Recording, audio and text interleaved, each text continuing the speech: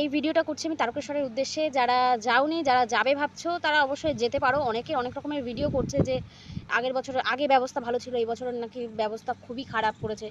দেখো, না গিয়ে না, দূরের থেকে জিনিসটা একটু অন্যরকম লাগে, কাছে গেলে জিনিসটা একটু অন্যরকম। ঠিক আছে, মেইন কথায় আসি। ওখানে যেটা হচ্ছে মানুষের মেইন বক্তব্য ছিল, পার হেড 100 টাকা করে একটা স্পেশাল লাইন ছিল, সেটা কেন হচ্ছে? দেখো, যারা এই কথাটা বলছো না যে কেন হচ্ছে, যারা আগের বছর গেছে তারা জানে যে ওরা কী পরিমাণে অত্যাচার করে। ঠিক আছে, এটা অনেকেই জানে, অনেক ভালোভাবেই জানে যে 100 টাকার নাম বলে 100 টাকা তো কোনো গল্পই হতো না, সেখানে 300 টাকা, 400 টাকা, 500 টাকাও এরকম হতো পার হেড করে। পান্ডারা নিত যে একদম ভালোভাবে তোমাকে মন্দিরের সামনে বসে জল ঢালতে দেবো, একদম ফাঁকা জায়গা দিয়ে নিয়ে যাবো, এরকম বলে পান্ডারা নিত। দেখা যেত যে পিছন দিয়ে তোমাকে জল দিতে দিচ্ছে, মন্দিরের গায়ে জল দিতে দিচ্ছে, এরকম একটা ব্যাপার ছিল। আর এই বছরের ব্যাপারটা পুরোপুরি অন্যরকম। কোনো পান্ডার কোনো সিন নেই, কিছু নেই, ঝোল ঝালের কোনো ব্যাপার নেই। সারা রাস্তা যদি হেঁটে আসতে পারো বাবার সামনে, বাবার কাছে যাওয়ার জন্য, ওই যে গেটটা ফেলছে, অনেকের সমস্যা হচ্ছে গেটটা যে ফেলছে, যে ওই গেটে থাকাকালীন যে 7 মিনিট 8 মিনিট করে গেটে আটকে রাখছে, ওটা কেন রাখছে? দেখো, সবাইকে সুস্থভাবে জল ঢালার জন্যই কিন্তু রাখছে। যখন ওই লাইনে দাঁড় করাচ্ছে তখন কিন্তু পুলিশে বলে দিচ্ছিল যে তোমরা বসে পড়ো, যখন গেটটা ছাড়া হবে, তোলা হবে, তখন তোমাদের বলা হবে আগে থেকে, তখন তোমরা উঠে যাবে। তার জন্য বসার জন্যও বলেছে। আমাদের তো বলেছে, কাদের বলেছে কাদের বলেনি আমি জানি না, কিন্তু আমাদের বলেছে। আমি যতগুলো গেট পার করেছি আমাদের বলেছে, আমরা বসেও ছিলাম। ঠিক আছে, এত রাস্তা হেঁটে এসেছি, তখন একটু দাঁড়িয়ে থাকতে সত্যিই কষ্ট হয়। তার জন্য বলে যে হ্যাঁ বসো, তোমরা বসো, বসার জন্য বলে। এবার অনেকেই বলছে যে কেন এতক্ষণ দাঁড় করিয়ে রাখে। দেখো, সবাই বাবার কাছে যাচ্ছ, একটু তো কষ্ট করতেই হবে। একদম বাবার সামনে যেতে চাইছো, একটু তো কষ্ট করতেই হবে।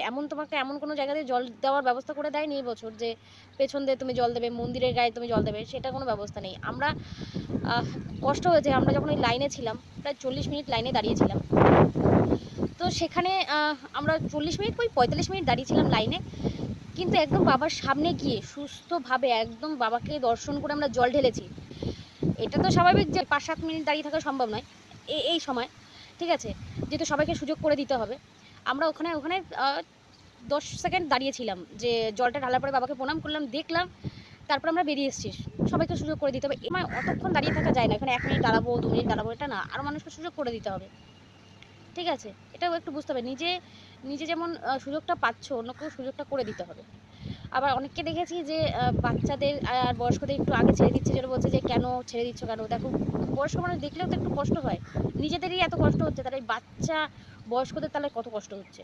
তারাও তো কত দূর থেকে জলটা নিয়ে এসেছে, তাই না? এইটুকু তো স্যাক্রিফাইস করাই যায়। ঠিক আছে, কিন্তু অনেকেই বলছে পুলিশের ব্যবহার খুবই খারাপ করছে, কিন্তু পুলিশে কোনো খারাপ ব্যবহার করছে না। পুলিশদের ব্যবহার, ওখানে পুলিশদের ব্যবহারটা যে এত ভালো, ওরা যে এত কিছু এত সহজভাবে হ্যান্ডেল করছে, মানে আমি তো এই বছর গেছি, আমি জানি আগে কী হয়েছে আমি জানি না। খুব ভালো ব্যবস্থা করেছে পুলিশ, খুব হেল্প করছে মানুষকে, সাধারণ মানুষকে খুব হেল্প করছে। পুলিশদের আমি একদম থ্যাংক ইউ জানাতে চাই, সমস্ত পুলিশ কর্মীদের, সিভিক ভলেন্টিয়ার, যে তারা এত সুন্দরভাবে জিনিসটাকে হ্যান্ডেল করছে। আর থ্যাংক ইউ জানাতে চাই রেল পুলিশদের, তারাও এত সুন্দরভাবে সব কিছু সামলাচ্ছে। ঠিক আছে, ভদ্রভাবে, কোনো চেঁচামেচি নেই, চিৎকার নেই, শান্তভাবে বোঝাচ্ছে।